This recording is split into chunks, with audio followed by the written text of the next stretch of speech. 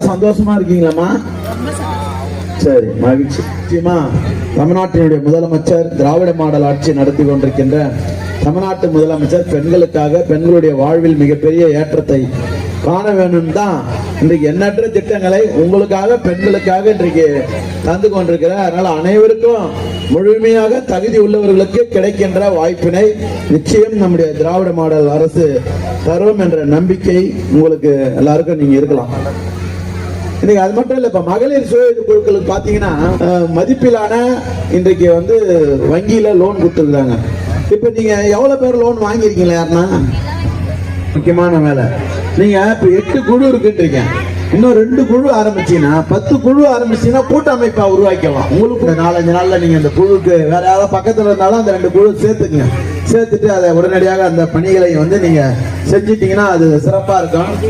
ஆகவே இந்த குழுக்கள் முதல்ல தலைவர் கலைஞர் தான் ஆரம்பிச்சார். உங்களுக்கு தெரியும், மகளிர் சுய குழுக்கள் வீட்டிலேயே மகளிர்கள் முடங்கி இருந்தவர்களை வெளியே கொண்டு வங்கி கணக்கு ஆரம்பிக்க வச்சு வங்கியில போய் தினந்தோறும் அக்கௌண்ட்ல பணம் கட்டுற அளவுக்கு ஒரு மிகப்பெரிய இலக்கை நோக்கி பயணிக்கின்றவர் பெண்களுக்கு மகளிர் சுய உருவாக்கி தந்தவர் தமிழ்நாட்டினுடைய முதலமைச்சர்.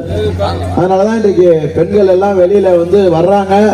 வெளியே இன்றைக்கு பெரிய அளவில் வங்கியில கடன் கொடுக்கறது வாங்கறது, அவங்களுக்குள்ள குழுக்குள்ள கடனை கொடுக்கறது வாங்கறது, இதெல்லாம் தெரிந்து கொள்கின்ற வகையில் இன்றைக்கு மகளிர்களை உருவாக்கி தந்தவர் தமிழ்நாட்டினுடைய முன்னாள் முதல்வர் தலைவர் கலைஞர் அவர்கள். அதற்கு பின்னால் தமிழ்நாட்டினுடைய முதலமைச்சர் இன்னைக்கு திராவிட மாடல் ஆட்சி நடத்தி கொண்டிருக்கின்ற தமிழ்நாட்டினுடைய முதலமைச்சர் ஒரு சிறப்பான பெண்களுக்கான திட்டங்களை, பெண்களுக்கான வளர்ச்சியில் திராவிட மாடல் என்னெல்லாம் பண்ணின்னு இருக்காங்க அப்படின்றத உங்களுக்கு எல்லாம் தெரியும். 1 லட்சம் பெண்கள் ஒரே இடத்துல கூட்டுறாங்க. அது வரலாறு. இது மாதிரி பெண்களுக்காக பல நல்ல திட்டங்களை தந்துகிறாரு தமிழ்நாட்டினுடைய முதலமைச்சர். நான் மறந்துட முடியாது.